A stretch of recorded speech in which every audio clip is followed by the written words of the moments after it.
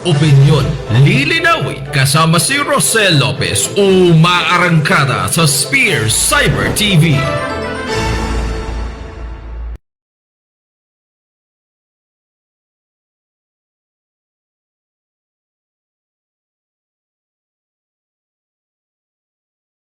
Hi guys, I'm Red.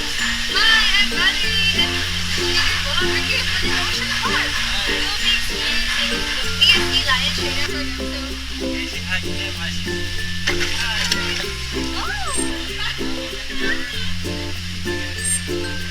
That was a nice kiss. You should have one too.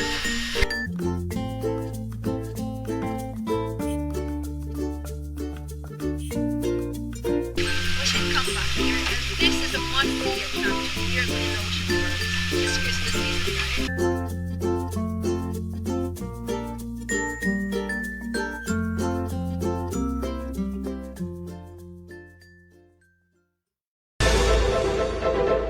Usapin, talakayin. Opinyon, lilinawin kasama si Rocel Lopez, umaarangkada sa Spear Cyber TV.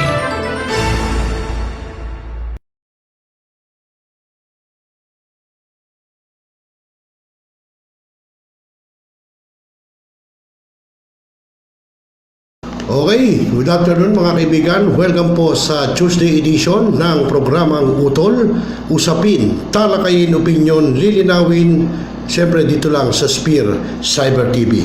At siyempre po mga kaibigan, ako pa rin na inyong magiging kasama, kahuntahan, ka-jamming, ka-dabarkats, Rocel Lopez. At siyempre kasama ko pa rin sa technical side, yung ating simpatikong technical engineer, si Joshua Mendoza. Bueno mga kaibigan, bago tayo magsimula ulit, siyempre as usual, yung ating batiang portion, unahin na natin yung ating regular viewer at listener ng programang Utol dito sa Spear Cyber TV, si Daniel Valdez ng Caloocan City. Daniel, good afternoon. At siyempre yung aking mga relatives naman dyan sa may Orani Bataan, si Tito Rick Santiago, tanak niya si Al Santiago. At siyempre yung kapatid ni Tito Rick, si Tita Mel de Santiago Angeles na nakabase sa Mabalacat, Pampanga. Ayan, good afternoon Tita Meldy. At yung ating mga tropa dyan naman sa may Ilocos Norte, sila Ma'am Jenny Dina Truel Hambaro, Michael at Zeril Pebenito, si Ira at si Jenny ng Paraiso ni Ani Ben sa Lawag City, Ilocos Norte. Baka kung gusto nyo mag-relax, mag-weekend ng Ilocos Norte, hanapin nyo lang po sa Lawag yung Paraiso ni Ani Ben. Ayan, masarap po dyan, marerelax ka talaga. Okay, yung ating mga kadabarkats naman sa Santa Maria, Bulacan, sina paring Bayan Jogrades at asawa niyang si Mimi Jogrades at yung kanyang mga inakay, mga chikiting. Good afternoon. At syempre yung tropa natin sa San Jose del Monte, sina Police Colonel Orlando Castil Jr., siyang Chief of Police na San Jose del Monte City, Bulacan. At syempre si Magdo Prendol na San Jose del Monte Prosecutor's Office. At syempre yung aking kabats dyan, na nahandyan na rin si Jaime Santos Pahaya. Good afternoon.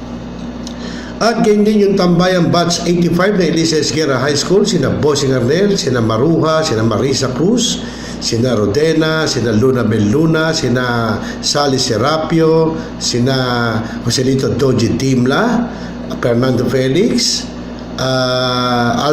Alberto Santiago, Abed Santiago, si Romel Reyes, Winston Hilario, Neil Evangelista, Romel Reyes, Romel de la Cruz, si Liz Lupisan, sina Kids Manjares, sina ba ito? Jolly Cabigaw, sina Joel Lapus, Roger Yabilio, ayan, basta may na Winston Hilario, si Kagawad, at iba pang aking mga kabats dyan sa Tambayan Batch 85 ng Elisa Esguerra High School. Good afternoon sa iyo mga batchmate at welcome sa programang Utol. At siyempre yung ating mga katropang kagawad, sina Barangay Kagawad Sanidad at Pineda ng Barangay Tugatog Malabon, ganyan din si Kagawad Nestor Rosita, Kagawad Quintos, Dina Quintos, Kagawad Gamayaw ng Barangay Tugatog Malabon. Good afternoon. At siyempre yung mga katropa natin dyan, sina Kuya Danny at Demi Garcia, sina Paring Sherwin at sina Ardi Montoya. At ganyan din si Barangay Kagawad Jerry Aquino ng Barangay Maysilo Malabon at si Barangay Kagawad Ruben Almoite Lichauco, si Kagawad Bengbeng ng Barangay Pulo, Valenzuela City. At siyempre ang aking mga tropa, sina paring General Riesgado ng Barangay Pulo at paring Enteng Diaz ng Barangay Tagalag, Valenzuela City. At siyempre sa Kamanaba Mayors, good afternoon. At sa lahat po ng mayors dito sa Metro Manila, kahit sa ibang lugar. At siyempre kay Bulacan Governor Daniel Fernando. Ayan. At siyempre yung PSTMO ng Malabon sa pangungunan ni retired Police Major Estelito Peñano, siya pong chief ng PSTMO Malabon, at siyempre sa kanyang chief of operation si Ferdy Soco, at sa lahat ng mga enforcer at staff ng Malabon City PSTMO, sina Grace, sina Daisy, at sina paring Rodel Viola ng CSU ng Malabon City. Good afternoon, paring Rodel. At siguro ko mga kaibigan, wala na akong nakalimutan, at nabati ko na lahat. Kung meron man, pasensya na kayo, pero ganun pa man, siyempre pa pala, yung mga kakosa natin sa Sandigan Bayan, si Kuya Albert Abed de la Cruz, yung chief ng Sandigan Bayan Sheriff Division. At siyempre sa mga staff niya, sina Jomar Magdasok at Robert Steve Esteban. Ayan, wala na tayo nakalimutan. Yun, sila Tiningning Pahayag ng Malabon, si paring Severino Pahayag, at sa kanyang anak na inaanak ko na sina Monique Bakaykay Pahayag, at sa asawa niya, kalimutan ko pangalan na asawa mo, inaanak basta good afternoon sa inyo, welcome sa programang Utol. At siyempre sina Bobot Manalansan, at siyempre si Rowena Manalansan. Ayan, good afternoon po. Yan po ay sa Roddy Days Jr. ng Malabon City. At siyempre kay Bostoni Belleza ng Concepcion Market. May pwesto siya dyan titinda siya ng mga palamig, may lakas kumita si Bostoni, mabait pa. Okay, so mga kaibigan, pag-uusapan po natin ngayon siguro ay yung pong ginawang ulat, ulat sa bayan ng Report to the Nation ng National Press Club, kung saan po naging host po doon sa programa, naging moderator ay si National Press Club President Rolly Lakay Gonzalo. Ayan po. At doon po ay naging bisita naman sina DOST Undersecretary Renato Solidum, ang director po ng Phivolcs.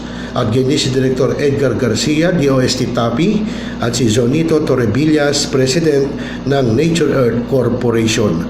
So mamaya mga kaibigan, bago tayo magpatuloy sa ating tatalakayin, ay magpapakilala lang po si Joshua Mendoza para malaman nyo kung saan kayong himpilang nanonood at nakikinig. Magbabalik po kami.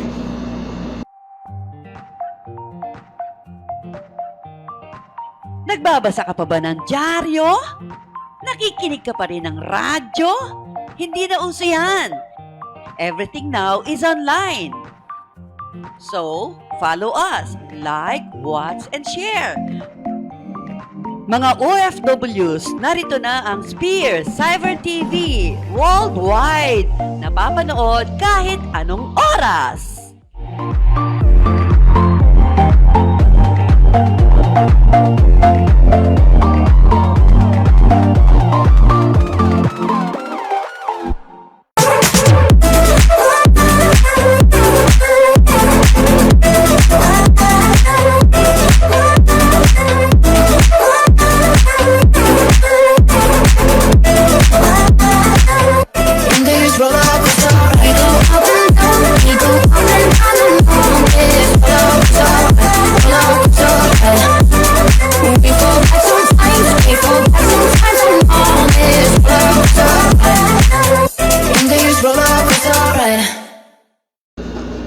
Okay mga kaibigan, welcome po ulit sa programang Utol ng Spear Cyber TV.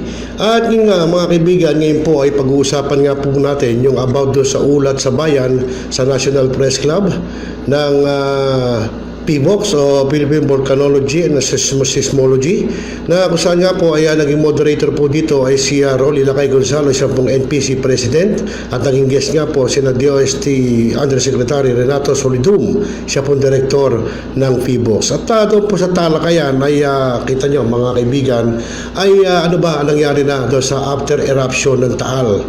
Tapos na ba? Tapos na ba after eruption ng Taal at tayong mga nilikas, ano na ang nangyayari? Dito po tinalakay dito kung ano ang ginagawa pa rin ng Phivolcs, although nagtapos na pumutok ang Bulkan Taal, at kung ano po ang kanilang ginagawa pang ayuda doon po sa mga taga Batangas, taga Taal. At ganyan din, kaya nga meron po silang nilunsad na parang programa na Handa Pilipinas. So ulat sa bayan ng Phivolcs sa National Press Club. So mga kaibigan, panoorin po natin at pakinggan tunghayan yung nangyaring report to the nation ng National Press Club kung ano po ang naging update na doon sa after Taal eruption. Panoorin po natin mga kaibigan at kayo na po lang magbigay ng reaksyon at i-PM nyo lang sa aming FB page dito sa programang Utol ng Spear Cyber TV. Panoorin po natin mga kaibigan. Report to Nation Forum dito sa National Press Club. Sa ano po din natin kasamahan sa board ng Press Club. Ako po si Lakay, Ronnie Gonzalo. At again, we'd like to thank you for your appearance and participation ngayong araw nito sa ating forum. At buong pamilya na ito ng DOST natin dito. Ang ating mga bisita today ay mga galing po sa DOST, Department of Science and Technology. Nasa tabi ko ang ating host. One guy, who needs to go for the introduction. Yusek Solidong, regular fixture sa radio at sa TV. Nagpapagyan yung kanyang boses. Yusek sa ngayon. At kasalukuyan pa rin nagugulong sa ating Phivolcs. Yusek Renato Solidong. Tama-tama, may dito kahapon. Diba? Buwan mo na kayo, Yusek. Magandang umaga po. Ako po nandito upang mamaya bigyan kayo ng isang balita tungkol sa isang programa na gagawin ng Department of Science and Technology. Maraming salamat. Huwag nakakalito na balita, Hindi maliban sa lito. Marami pa tayong gagawin, diba? Of course, ay kaliwa naman ang hepe, ang director ng TAPI, Technology Technology Application and Promotions Institute ng DOST. Siya po ito, sino po paliwanag? Director Egay Garcia. Direct, good morning. Hello, good morning to everyone. Magandang umaga po. Mamaya po ay suportahan po ang mga aktibidades ng aming Undersecretary at gagawin ko na rin po itong paraan upang i-promote yung darating na National Invention Contest and Exhibit. Under din po kay Yusek Solidong yun. Okay. Sa March 3 to 5 to be held in SM Aura. This is the National Invention Contest and Exhibit. Welcome, Director Egay Garcia. Thank you for joining us. At siyempre, sa daking dulong kanan, ang isa sa mga kapatid, dating reporter ng Philippine Star. No? Pinagmamalang ito kasi from reporter to this woman. Si Tony Torito Tamate. Ayun, tama. Sorito Torrevillas. Yan. From reporter to entrepreneur. Kaya tayo ngayong umaga ay hindi lang puno ng MX3. Mayroon pa tayong M2. Na yung MX3 ay galing sa Agustin. Ito namang M2 ay galing sa Manunggay. So puno-puno tayo ng herbal supplements ngayong umaga sa ating forum. Pati mo na. Dito. Hello, good morning po. Nandito po ako kasi isa po ako sa mga beneficiaries ng setup ng DOSTs. Yung drink po na Manunggay Ice Tea, dinevelop po siya from pasteurization to bottling to commercialization. Okay. So, balik na. Yusek, paliwanag mo nga itong ating Handa Pilipinas. Bakit nilala yung Handa Pilipinas? Dapat nung pa. Okay. Magandang umaga po muli sa inyo. On behalf of the Department of Science and Technology, gusto po namin imbitahan ng publiko, kayo po, na dumalo sa isang exposition na ang tawag namin ay Handa Pilipinas, Innovation in Disaster Risk Reduction and Response Expo 2020. Bakit po Handa Pilipinas ang pinaka-main title natin? Dalawa po ibig sabihin nga. Una, ito yung estado ng ating bansa o komunidad na ready na sa anumang mga posibilidad na mangyayaring mga natural hazards. Pero pwede rin call to action ito na tayo ay humanda. At ang paghanda po sa iba't ibang lugar, hindi lang sa ating bansa, at mas maging resilient, ika na ay hindi maapektuhan at madaling makabangon sa mga trahedya, ay kailangan gumamit ng science, technology, and innovation, na ang paghanda ay base sa siyensya. At kapag nagkakaroon din ng pagre-responde, kailangan din nating malaman na marami ng technologies available para sa local government at of course sa mga pamilya upang mas maging ligtas at madaling makabangon sa iba't ibang mga panganib. So ito po yung gagawin natin sa World Trade Center from March 12 to 14. Ang Handa Pilipinas po ay isang 3 araw na exposition about disaster risk reduction and response technologies and innovation. So hindi ito yung mga preparedness training, kundi ano yung magagamit ng mga local government ng mga tao. Magkakaroon po ng mga interactive exhibits at merong mga breakout forum na may magsasalita about the technologies and innovation. At ang ating hangarin ay mas maging maalam ang ating mga local government at ang publiko sa mga technologies na na-develop ng mga Pilipino upang mas maging handa sa lokal na level, no? At mapaghandaan ng tama at mapag-responde ng tama ang mga nangyayaring mga natural hazards dito sa ating bansa. And ang pangalawang hangarin ay palaksin pa ang ugnayan natin with major stakeholders pagdating sa disaster risk reduction and management sa Pilipinas. Next. Sino po ang mga target participants? Ito po ay libre, pwede naman pumunta ang lahat, pero gusto namin masigurado na nandyan po ang mga local government units ng Metro Manila and surrounding provinces. Ganun din ang mga national agencies, ang bumubuo ng Metro Manila Disaster Risk Reduction Management Council sa region, volunteer organizations, NGOs, actually private sector, kasama po ang media, ang publiko. Next.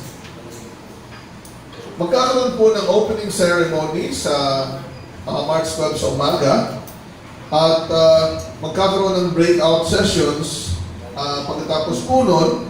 Sa breakout sessions may mga pagpupulong gagawin natin sa 13 and 14 kasi po sa hapon ng March 12 magkakaroon tayo ng nationwide simultaneous earthquake drill at dito sa Metro Manila doon din sa World Trade Center yung ceremonial pressing of the button para sa drill ng earthquake sa Kamaynilaan.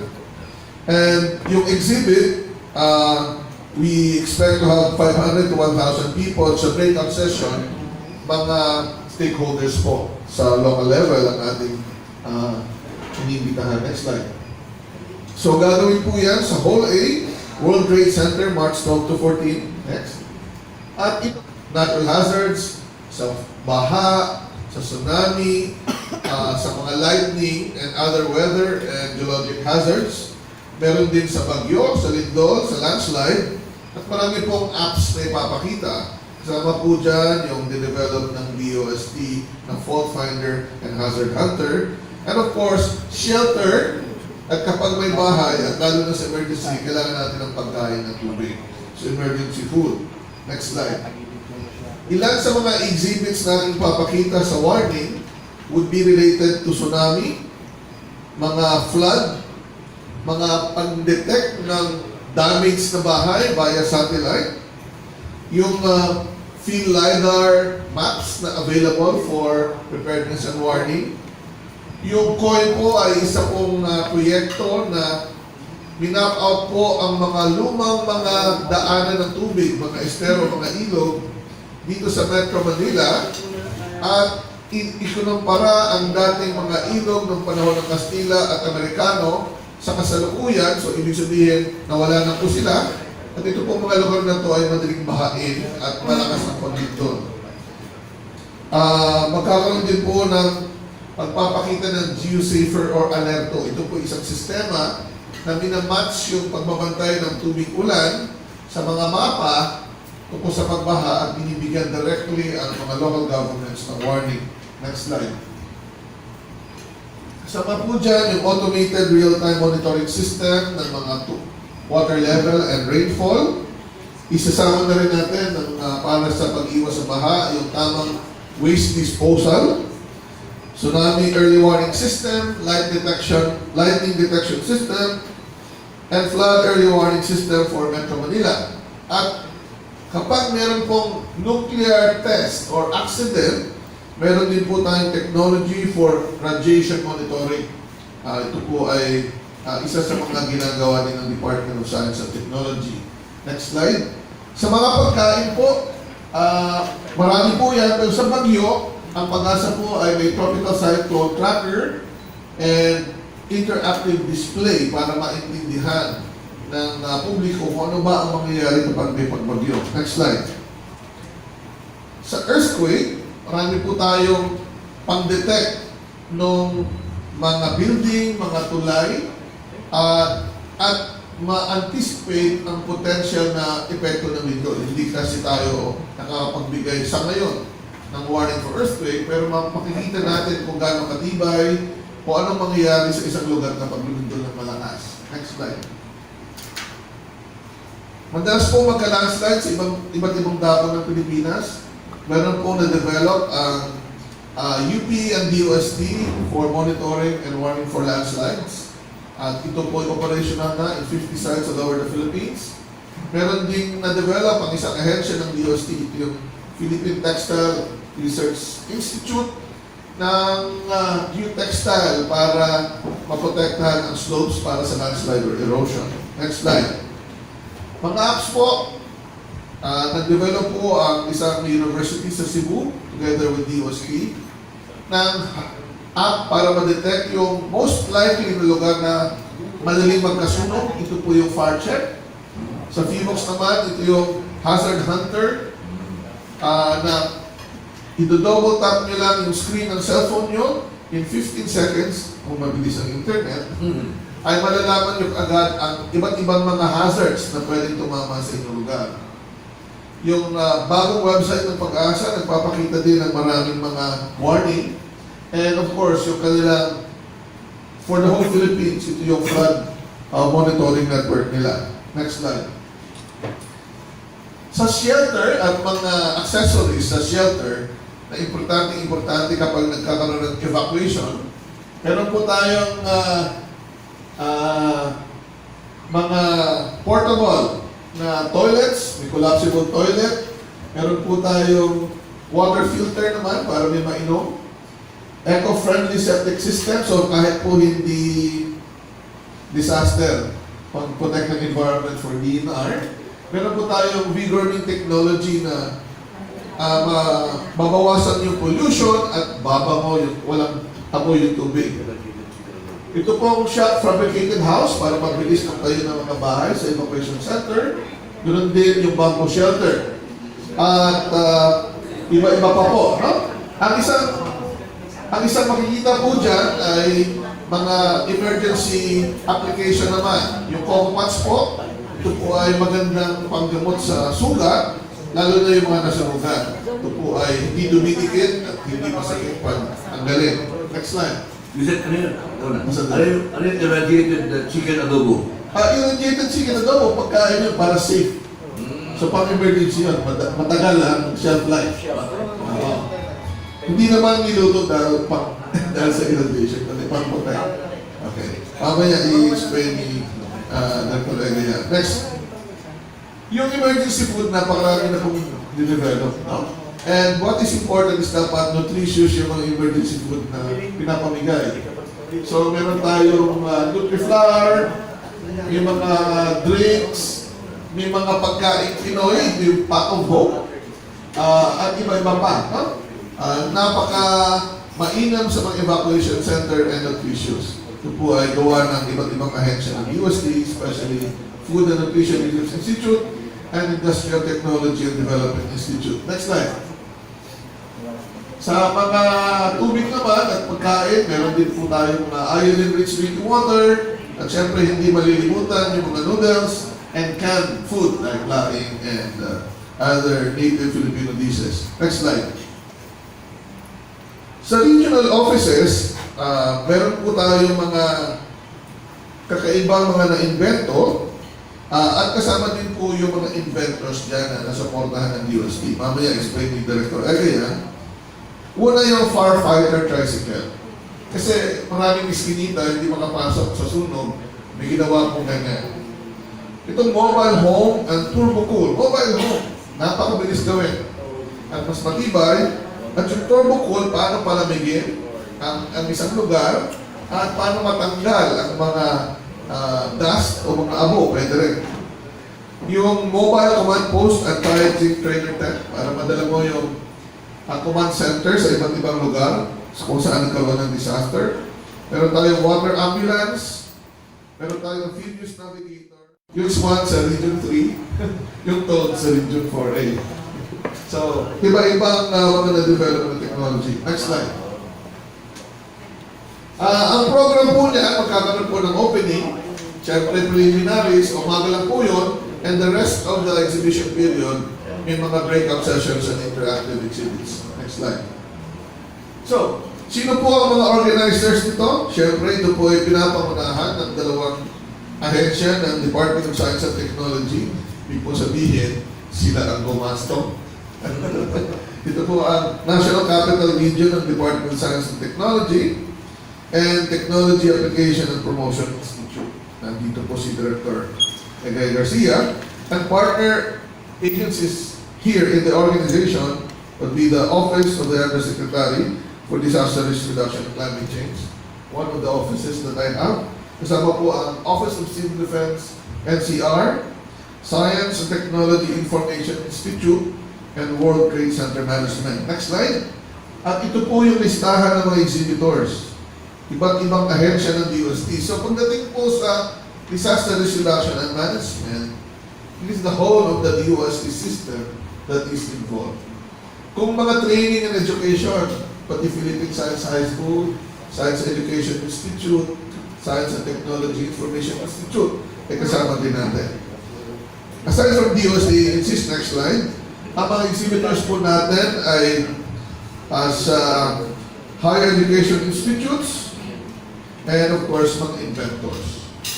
Hindi po lahat ay maisasali, but unang bugso po ito ng mga gagawin natin.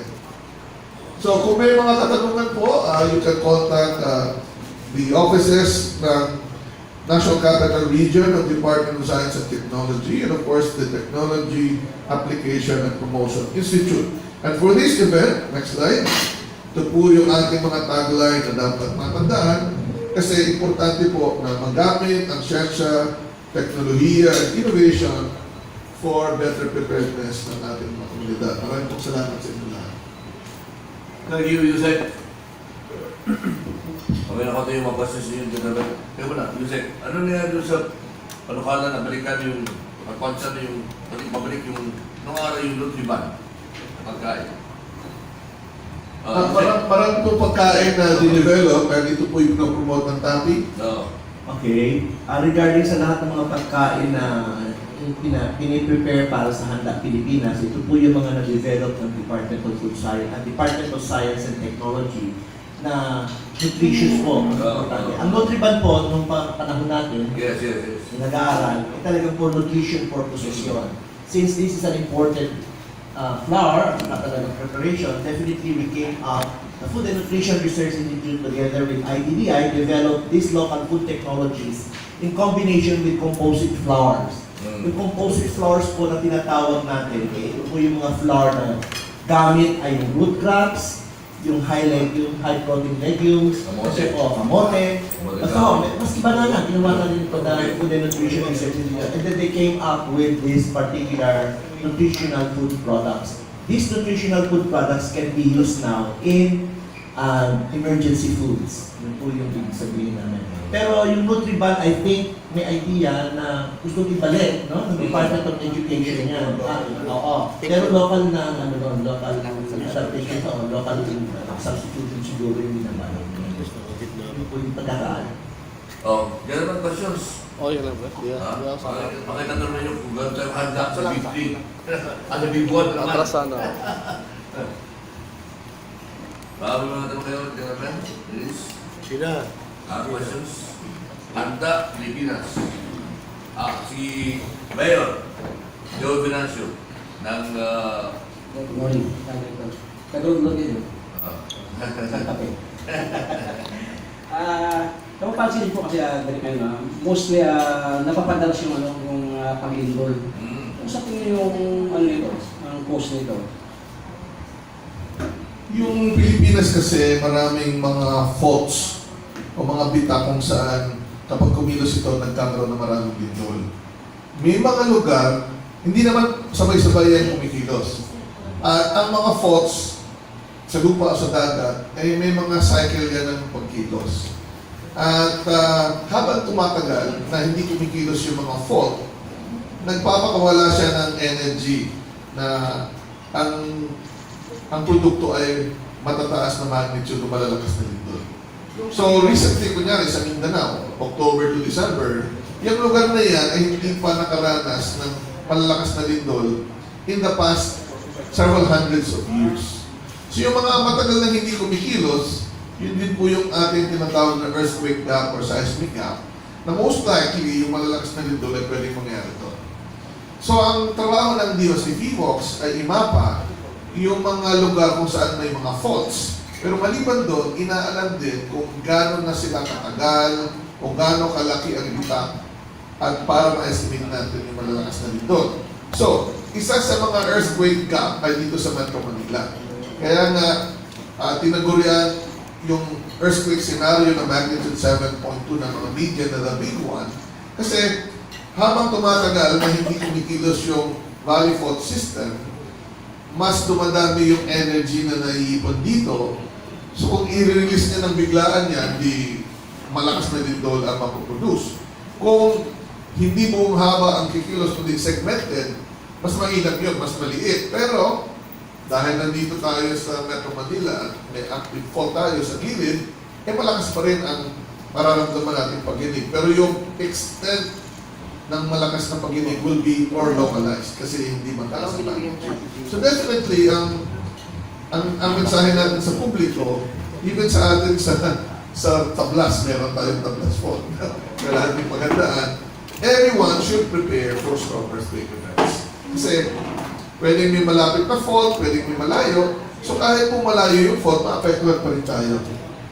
Kaya pagdating sa preparedness, importante na implemented na mabuti yung tamang disenyo, tamang materials, hindi substandard, at tamang paggawa o workmanship na sumusunod sa ating building code para masanda sa ito. Nakita niyo po ba yung ninakaw ng gamit niyo dahil? Yung solar panel? Hindi pa po, pero pinalitan naman natin kagad. So, napapansin po natin na nagiging active na naman yung mga bulutan ngayon. Tingnan ko ang post na ito. Tulad din ng faults, ang mga volcano, may mga panahon na nagpapahinga, may mga panahon na sumasabog siya. And sa ngayon, ang talagang dalawang vulkan na ating mas aktibo na binabantayan ay Taal Volcano and Mayon Volcano. At ito pong dalawang volcanoes na to ay the top 2 most active volcanoes in the Philippines na talagang from time to time sasabog. Mas madalas lang ang Mayon. So meron po siyang resupply ng magma na madalas. Kaya madalas siyang sumabog. Ang activity ng volcano is dependent kung may supply. Parang sari-sari store lang. Walang ititinda o walang isusupply. So sa vulkan, hindi siya sasabog kung walang isusupply ng magma. Yung sa, kung napapansin po natin sa Laguna, yung mga hot spring dito, di ba? Dito ba walang vulkan banda rito sa area na ito? May vulkan sa malayo. So essentially, yung tubig ay napapainit ng mainit na bato sa ilalim at ito'y dumadaloy palayo sa bundok. Pero within Laguna, Batangas, Quezon area, hindi obvious sa inyo na meron din mga vulkan na hindi mataas. Sa Laguna may Alligator Lake, yung parang butas. May 7 lakes of San Pablo. Lahat po yan ay volcano, hindi lang mataas doon, butas lang. So all around, maraming mga bato dyan mainit, kaya may mga hot spring. But they should not worry, kasi hindi naman yun sasabog. Well, ibig lang sabihin ng hot spring, merong mainit na bato. Pero wala naman tayong nadedetect so far na nagko-concentrate at nagmamanifest na may magma gumagala. Live po tayo, by the way, sa Facebook, no? Baka may mga mag-anak yung gusto magtanong. Live tayo sa Facebook. Joseph, may lindol daw kanina sa Sarangani. Sarangani? Maraming maliliit po. Maliit. Maraming pong maliliit, pero hindi naman yung damage. Sa patawag si Mrs. Hindi naman. Lindol yun. Okay. Maraming lindol. Meron tayo sa Pagdudpud de Lopez Norte, sa Surigao del Norte, sa Batangas, sa Mariveles. Diyan po, kaninang madaling araw, yun po yung binabanggit nyo, magnitude 5.5, pero ang lalim po niya ay 130 kilometers, at ito pong lindol ay nasa dagat, in between the Philippines and Talaud Islands of Indonesia. So 187 kilometers south of Sarangani, Davao Occidental. Sa dulo na po yan. So dahil po malayo, kahit po mataas ang magnitude, intensity 2 lamang ang naramdaman ng ating mga instrumento sa Cotabato and intensity 1 sa General Santos. So malayo po, basta sa tubig, malayo, hindi po damaging. Unless na mababaw at baka magka-tsunami. Yung ba mga pinutubo, Yusek, may posibilidad ba na usapan ulit? Ay, yung sagot yan, oo, pero kung kailan, matagal pa. Pag wala na tayo. Kasi ang geologic history ng Pinatubo, sumasabog siya ng malalakas every 500 to 1,000 years. Mas friend, Ben, Taga-Apari po ako. pari. Walang bulkan doon. Pinignan namin yung dagat. Napakalaki po yung bulkan doon, yung Mount Vitias. Ang alam na yung bulkan yun eh. Tapos sa right side, sa Santa Teresita, umuusok yung bulkan. Ngayon, ang gusto ko lang sabihin, every time na may puputok na bulkan, problema natin palagi yung mag-save ng mga tao dahil nandun sila sa paligid natin. Itong mga bulkan na ito na binabanggit ko, kasi hindi sila, yung mga taga sa amin, ay nahayaan nilang umusok yung bulkan sa Santa Teresita. Pero sinasabi ko, baka yung Mount Titigas na napakalaki sa dagat, katulad ng Mount Pinatubo na hindi nagpaparamdam, nung nagparamdam, napakalakas na. Ngayon, yung interesado ko dun sa gaano ba kadiin yung ahensya po natin sa mga LGU na bawalan na nila ngayon pa lang yung pagtayo ng mga communities sa paligid. Tama po yun. Ang essential ng konteksto ng tanong po ay yung tamang paggamit ng lupa or land use. So, ang isa sa mga magandang paraan para mapababa ang bilang ng mga naapektuhan ay huwag magtayo sa mga lugar na napakadelikado. Hindi pwedeng lumayo masyado kasi otherwise wala na rin pupuntahan. So yung pinaka mataas ang panganib, yun po ang iniiwasan. Diyan po sa inyo sa Cagayan, yung binabanggit yung nasa northeast side ng volcano, ito po ay nasa Gonzaga din malapit. Yun po ay isang potentially active volcano na kailangan din bantayan ng mabuti at may mga sensors din po tayong malalapit. Pero napaka-importante na maging mapagmasid ang mga kababayan natin upang mabanggit nila sa mga kinaukulan, sa local officials and disaster manager kung may kakaiba silang observation. Pero dapat po, sa active volcano talaga, meron kami tinatawag na permanent danger zone na dapat walang bahay na itinatayo doon.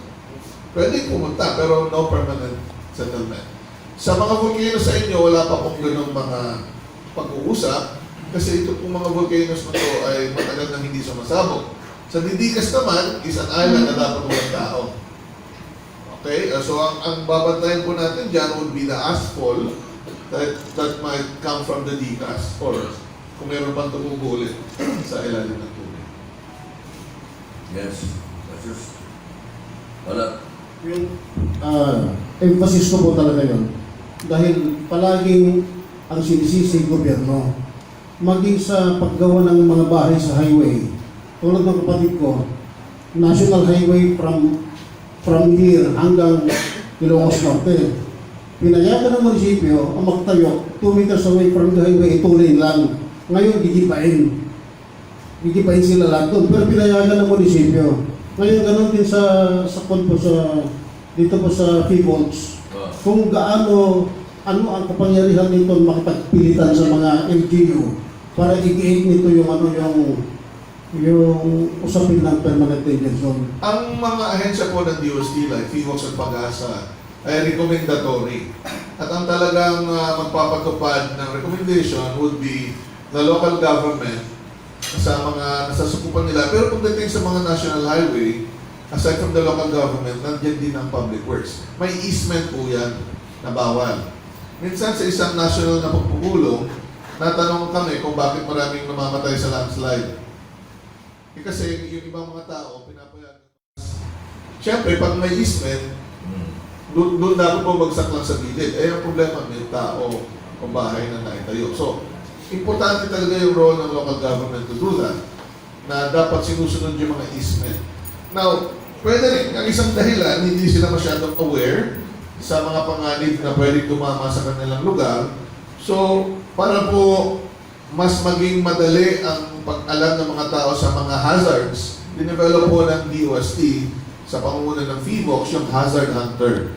Na dalawang click ng yung cellphone sa isang lugar, malalaman na natin. So mamaya, gusto nyo malaman yung hazard ng National Press Club, in less than 1 minute, malalaman na natin. Hindi ko kayo tinatakot. Sinasabi ko lang, pwede nyo malaman. Hindi nga. Paliwanag mo siguro yun, Yusek. Pwede ko lang malaman sa pamilitan ng cellphone kung halimbawa yung bahay ay nakaapak ng fault line. Ha? Pwede malaman kung gaano kalayo sa fault, gaano kalayo sa isang volcano, kung maliliquify, kung gaano kalakas yung pag-uga ng lupang tatama sa iyo, kung may landslide, may tsunami, kung ikaw sa paligid ng volcano, may lava flow ba, may lahar, o pyroclastic flow geysers, gaano kalayo sa volcano, babahain ba yung lugar mo, may storm surge ba, may tsunami ba, lahat yun. So may pala malaman mo na kung yung lugar yes, for example, itong fault line. Para hindi naman tayo na bahay doon. Oo. Diba? Oo. So, para hindi magtayo. So, it will be a good source of information kung bibili ka ng lupa, o tinitinda mo yung lupa, at yung tamang paghahanda na kailangan gawin ng bawat isa. No? So, yun po yung isa sa mga exhibits natin papakita, yung Hazard Hunter Philippines. Yun lang po ang app sa buong mundo na nag-aalaw na makita ka agad. Pwede ba natin i-check yung National Press Club? Ha? O ito, ginagawa ko na. Tabulos. Ito na, babangkitin ko. Dito po sa NPC building, ito po ang posisyon natin, ay 10 kilometers from the West Valley Fault. To save sa pagbitak ng lupa sa lindol, pero intensity 8 ang pag-uga ng lupa. Kung ano mangyayari sa building na to, i-analyze dapat. Pero ito po ay walang landslide, siyempre, patak, pero prone to liquefaction, very high. Lulubog po yung mga kalsada dito, baka yung building. And prone to tsunami up to 5 meters. Baka yung prone to liquefaction. Liquefaction. Kasi diba, Wala po to. Hindi, ano tawag ito? Bumaba ang beer dito eh. Bumaba ang beer. Hindi na. Tapos, 65 kilometers from Tal Volcano. At ito ay prone for flooding, siyempre. And of course, yun po yung mga kailangan yung paghandaan. So dahil nasa gilid din ng ilog, siyempre, yung baha sa storm surge and tsunami, aabot dito. So yun, madaling malaman. Pero kung kayo ay nandito sa building, kung anong gagawin ng lindol dito sa building na to, meron din pong assessment na pwedeng gawin. Di naman, kasyos. Sa katanong niyo, kasi bibili na malalo si Yusek Solidon dito eh. Good morning.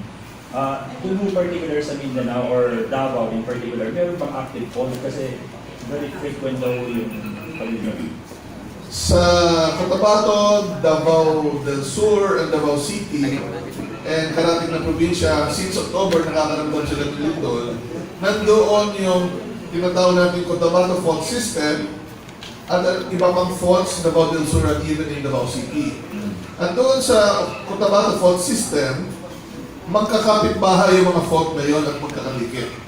Kaya nung nagsimula ang lumindol, noong October, ay nailipat yung stress para naitulak nila yung ibang bahagi ng lupa doon na may fault at nagkaroon ng parang domino effect. Kaya nagkakaroon ng mga paglindol. At kapag gumalaw yung isang fault, yung mga katabing fault sa rehiyon ay nalidiscover rin. Kaya yung mga aftershock, hindi lang sa isang fault, pati doon sa mga kapitbahay. Kaya doon po nagkakaroon ng maraming paglindol sa kasalukuyan. Maliban dyan, sa dagat naman, tulad nung tinanong kanina na lindol sa Sarangani, may mga faults din doon sa dagat na nararamdaman din sa Cotabato o Davao region. Pagka mo ba ganun, Yusek, members mas madalas na mahihina, mas okay ba yung sa residente na nililindol? Not necessarily. Kasi, kung titingnan natin, well, theoretically, yes, mas maganda yon.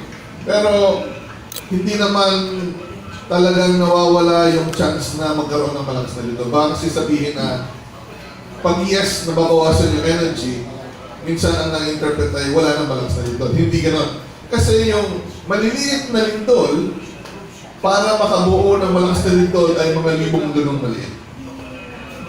So masyado maliit, hindi pa niya ma-release lahat ng energy na-store doon sa buong fault. So, kunyari lang, may magnitude 5 kang lindol. Pero ang potentially pinakamalakas na lindol ay magnitude 7. Ang magnitude 7 is 30 times 30. So 32 times 32 stronger than magnitude 5. So mga libong magnitude 5 para makabuo ka ng magnitude 7. So kung mas maliliit pa sa magnitude 5, tens of thousands na gano'n. So ibig sabihin, kahit ma-reduce yung energy, hindi talaga nauubos. Bottom line, pag may maliliit na lindol, doon nga dapat tayo mag-ingat. Kasi baka sumunod ang malaki. Kasi parang ano yan parang truck yan na habang hindi kumikilos, nakaparada lang, walang aksidente. Pero pag kumilos na yung fault, may momentum na siya na baka matuloy sa mas malakas. Thank you.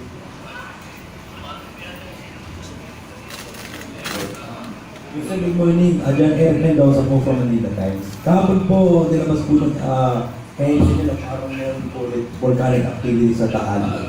Kaya nagre-remain pa po siya as alert level 2. Tapos meron po, ayon po sa inyo, meron nag-emit po sila ng steam na may taas ng 300 meters. Sir, tanong ko lang kung ano po yung implications ng mga steam na to. Normal lang po ba ito? Dahil this past few weeks po, parang wala na po silang activity. Okay. Parang i-imagine mo ng mabuti yung nangyari sa Taal. Kung ito yung tuktok ng Taal Volcano Island, 4 to 5 kilometers, nandun yung magma. Okay? In between 4 kilometers hanggang surface, pwede pumasok yung tubig dyan. Yung tubig pwede manggaling sa paligid na Taal Lake, na sumisipsip. So pag pumapasok yung tubig doon at napapainitan ng init galing sa magma, naging usok yun. Paminsan-minsan, dumadami yun. Kunyari, for the past many days, very weak lang steaming, pwedeng kundi lang ang napakulang tubig, kundi kaya ay hindi nababara tuloy-tuloy. Pero kapag nabara, baka nakaipon ulit siya na mas maraming pwedeng ilabas. Ang implication niyan would be obvious na meron pang nangyayaring aktibidad sa Taal Volcano, hindi natin pwedeng ibaba kaagad sa alert level 1 niya habang may ganung mga pangyayari. So, masama po ba yung implication ng steam na yun na may affect? Wala naman. Hindi naman natin itinataas yung alert level from 2 to 3 kasi maliban doon sa steaming, mas delikado kung may kasabay na lindol yung steaming. Tulad po ng mga paglindol na pwedeng mag-indicate sa atin na umaakit yung magma.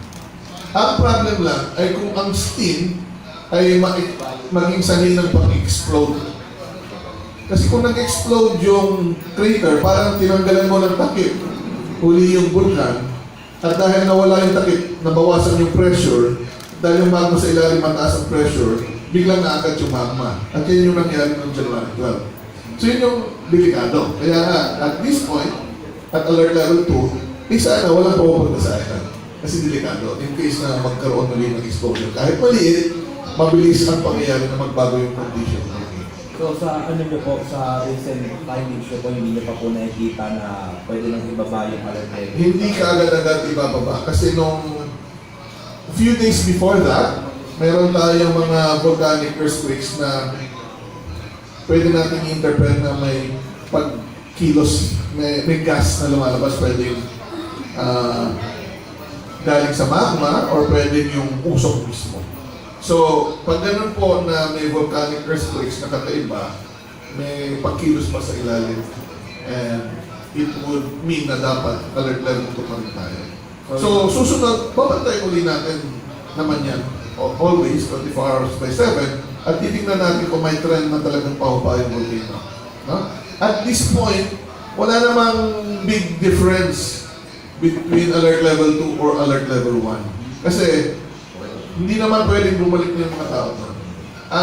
Ang issue lang is, sa ngayon, hindi ka pa pwedeng bumisita sa island kasi delikado. Kailan po ba huli naging alert level 1 yung Phivolcs? Before January 12. Alert level 1 yan. So hindi naman na po ina-adjust yung mga tao yung mga company pag-alaw po siya? Ay, dahil wala nang tao doon sa island.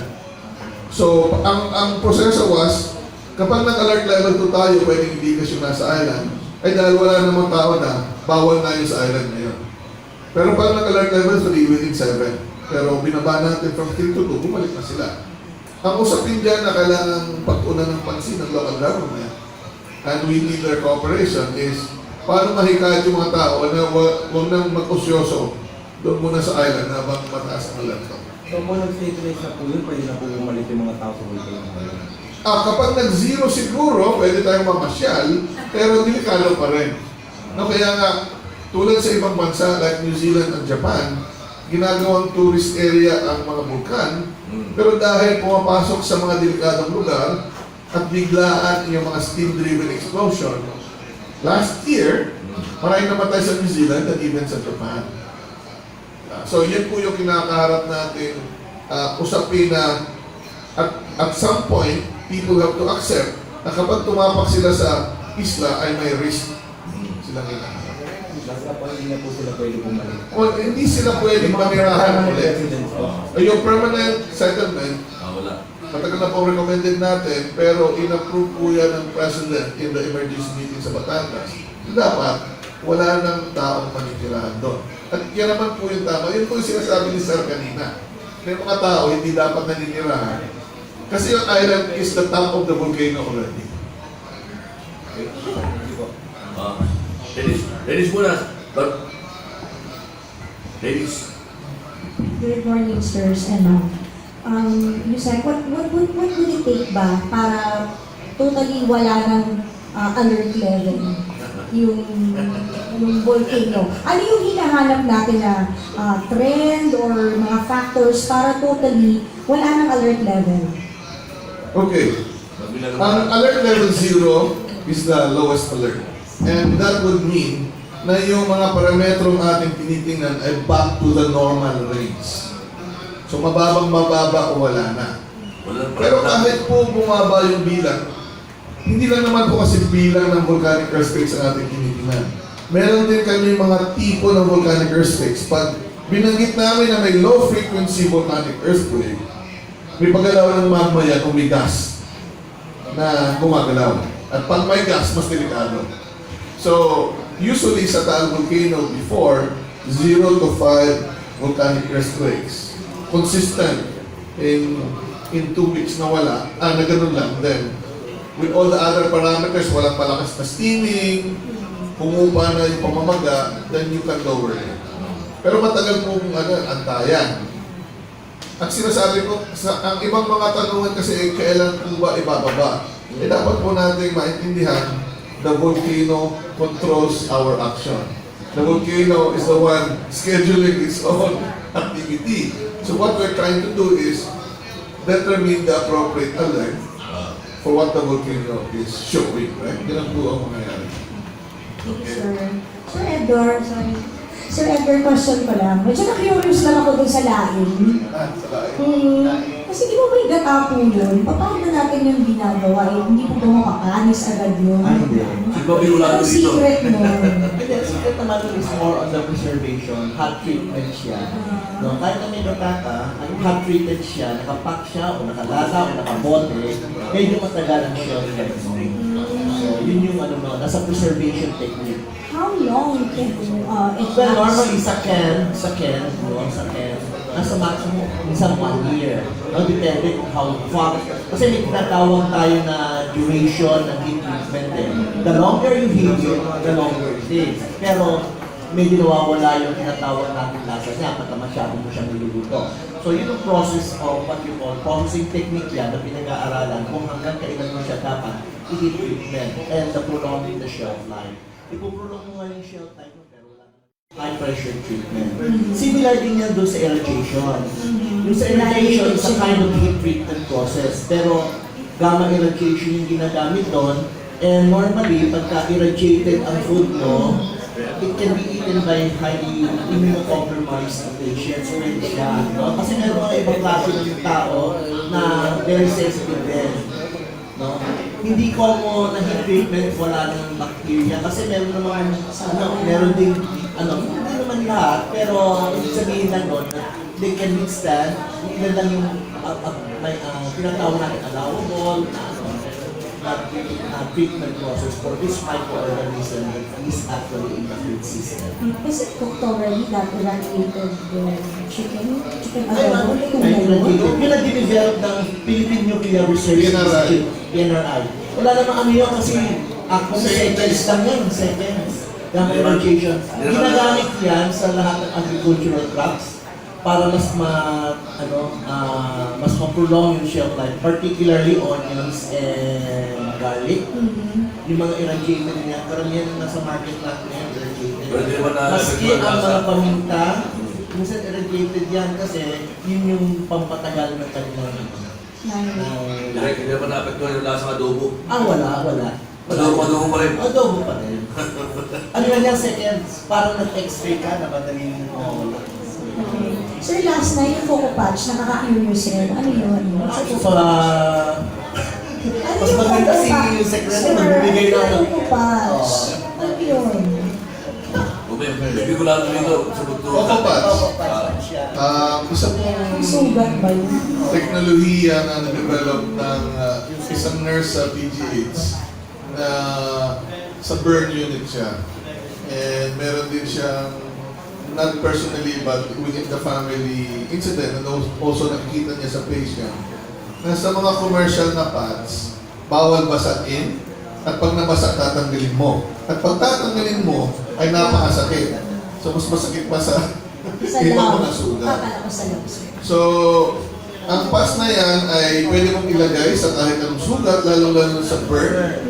And yung engineered na pads yan na from yan, at ang maganda, pwede kang maligo, hindi mo kailangan palitan, at pagtatanggalin ay hindi masakit.